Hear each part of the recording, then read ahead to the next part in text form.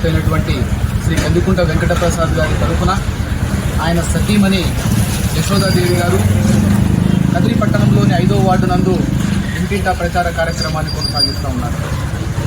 మరి ప్రతిరోజు కూడా ఆమె కదిరి పట్టణంలో ప్రతి వార్డులోనూ ప్రతి ఇంటిని పలకరిస్తూ మంచిని చూసి ఓట్లేయండి అని అభ్యర్థిస్తున్నారు.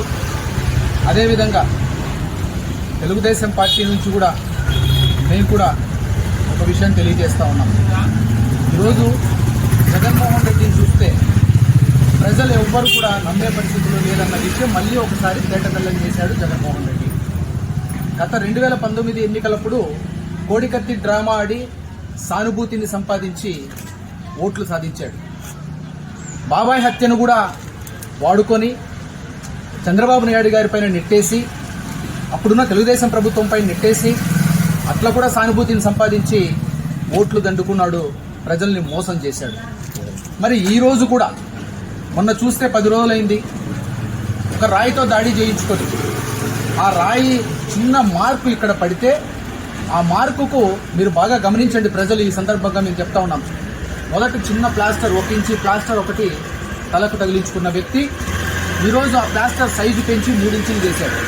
ఇంకా పెద్ద ప్లాస్టర్ అంటే ఒక్కసారి గమనించండి. ఒక చిన్న రాయి తగిలి ఇక్కడ కనీసం ఒక కుట్టు కూడా పడని పరిస్థితుల్లో ఉన్న జగన్మోహన్ రెడ్డికి ఈరోజు 10 రోజులైనా ఆ గాయం మానలేదా? 10 రోజులైనా ప్లాస్టర్ సైజు పెరుగుతూ ఉంది కానీ ప్లాస్టర్ మాత్రం తొలగించలేదే. అంటే ప్రజలను మళ్ళీ మోసం చేస్తున్నావు. నా పైన అత్యాచారం చేయబోయారు కాబట్టే నాకు ఈ రాయి దెబ్బ తగిలింది, నా పైన దాడులు చేస్తున్నారు అని ప్రజల్ని మభ్యపెడతా ఉన్నావు. మళ్ళీ చూస్తే ఇంకొక డ్రామా, వాలంటీర్లను తీయించేశాడు చంద్రబాబు నాయుడు అని చెప్పేసి అదొక పెద్ద డ్రామా ఆడి ప్రజల్లో వాలంటీర్లు తీసేయడం వల్లే మీకు పెన్షన్లు ఇంటికి రాలేదు అనేటువంటిది క్రియేట్ చేశావు. అంటే నువ్వు గెలవడానికి ఎన్ని అడ్డదారులైనా తొక్కడానికి సిద్ధపడతావు. కానీ ప్రజలు ఈరోజు నువ్వు ఏం చేసినా నమ్మే పరిస్థితుల్లో అయితే లేదు. ఈరోజు రాష్ట్రంలో ఎక్కడ చూసినా ప్రజలు మాట్లాడుకుంటున్నది గతంలో ఎన్నికల్లో మోసపోయి ఓటేశాం, ఎంత కావాలో అంత కూడా మేము అనుభవిస్తున్నాం 5 ఏళ్లుగా. మళ్ళీ జగన్మోహన్ రెడ్డిని నమ్మి అతన్ని అందలు మెక్కిచ్చే పరిస్థితి లేదు అని ప్రజలు ముక్తకంఠంతో మాట్లాడుతూ ఉన్నారు. అయితే కదిరి నియోజకవర్గానికి వస్తే, కదిరి నియోజకవర్గంలో 20 సంవత్సరాలుగా కూడా ప్రజలతో మమేకమై కష్ట నష్టాల్లో అధికారం ఉన్నా అధికారం లేకపోయినా చేదోడు వాదోడుగా ఉంటూ ప్రజలతో కొనసాగుతున్న ఏకైక వ్యక్తి కందికుంట వెంకటప్రసాద్. అదే వైసీపీ పార్టీలో తీసుకున్నట్లయితే ఈ 20 ఏళ్లలో కూడా ప్రతి 5 సంవత్సరాలకు ఒక వ్యక్తి మారిపోయాడు కానీ మళ్ళీ అతన్ని ఇంతవరకు ప్రజలకు కనపడలేదు. కానీ ఈ కందికుంట వెంకటప్రసాద్ అనే వ్యక్తి 20 సంవత్సరాలుగా కూడా తను ఓడినా గెలిచినా అధికారం ఉన్నా లేకపోయినా ప్రజల కష్ట నష్టాల సమస్యలతో ఉంటూ ఎవరికి కష్టం ఉన్నా నేనున్నానంటూ ప్రజలతో నిలిచి ఉన్నటువంటి వ్యక్తి కందికుంట. మరి ఈరోజు కదిరి పట్టణంలో ఆయన ఒక విజన్ పెట్టుకొని ఉన్నాడు. ఈ కదిరి పట్టణంలో కూడా అండర్ గ్రౌండ్ డ్రైనేజ్ నియమించాలనేటువంటిది, ఈ కాలువలు చూస్తే వర్షాలు వస్తున్నాయంటే పొంగి పొర్లుతూ ఉంటాయి టౌన్లో ఎక్కడ చూసినా. మరి దీనికి పరిష్కారం ఏంటుంది అని అంటే అండర్ గ్రౌండ్ డ్రైనేజ్, దాన్ని చేయాలనే గట్టి సంకల్పంతో ఉన్నారు. లాస్ట్ అధికారం వచ్చింటే కూడా ఆయన చేసుండేవారు, లేకపోవడం వల్ల చేయలేరు. ఈసారి ఆయన గెలిచిన తర్వాత తప్పనిసరిగా ఈ యొక్క అండర్ డ్రైనేజ్ కార్యక్రమాన్ని నిర్వహిస్తారు. అదేవిధంగా కదిరి పట్టణంలో చూస్తే ముసలి ముతక పిల్ల జల్ల ఆడవాళ్ళు ముఖ్యంగా ఇళ్లలో మగ్గిపోతుంటారు. కనీసం వాళ్ళ ఆరోగ్య సమస్య కోసం బయటికి వెళ్ళి వాకింగ్ చేద్దామన్నా కూడా ఒక పార్కు లేదు, ఇక్కడ ఒక ఉద్యానవనం లేదు. మానసికోల్లాసం కోసం ముసలి వాళ్ళు సైతం బయటకు వచ్చి తిరుగుదాం, కాస్త గాలి పీల్చుకుందామంటే కూడా అవకాశం లేనటువంటి కదిరి పట్టణం. పక్కన ఏ చిన్న ఊర్లలో చూసినా కూడా పార్కులు నియమించారు. సాయంత్రం అయితే పిల్లలతో కలిసి సరదాగా అలా వెళ్ళి కాలక్షేపం చేస్తారు. కానీ ఈ కదిరి పట్టణానికి ఇంతవరకు కూడా నోచుకోలేదు. కందికుంట వెంకటప్రసాద్ గారి మనసులో ఉన్న మాట ప్రజలతో చెప్తున్నది. ఆయన గెలిచిన వెంటనే కూడా ఈ కదిరి మున్సిపాలిటీలో దాదాపుగా 4 పార్కులు నలువైపులా నియమించాలి, తయారు చేయాలి, ఈ ప్రజలకందరికీ కూడా మానసికోల్లాసాన్ని అందించాలి అనేసి ఆయన తన విజన్లో చెప్తా ఉన్నాడు.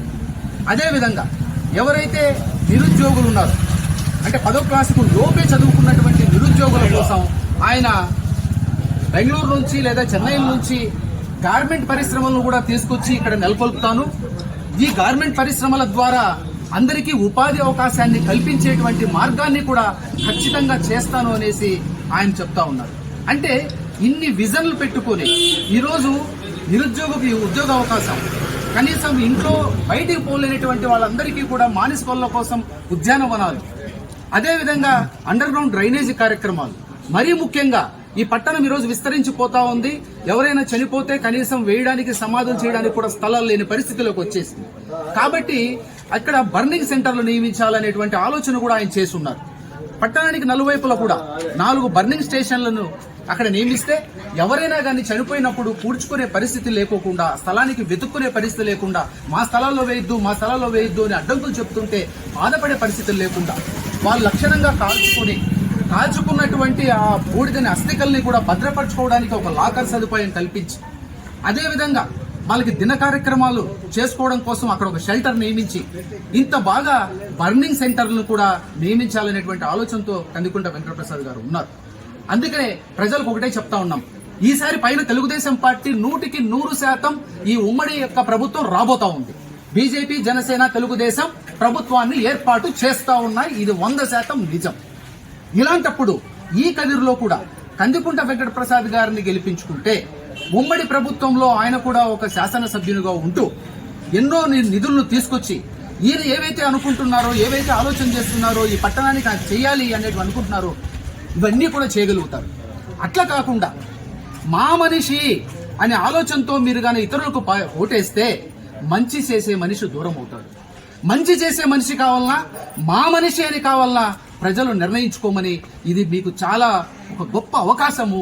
ఈ అవకాశాన్ని చేజార్చుకోవద్దు. మీ అమూల్యమైన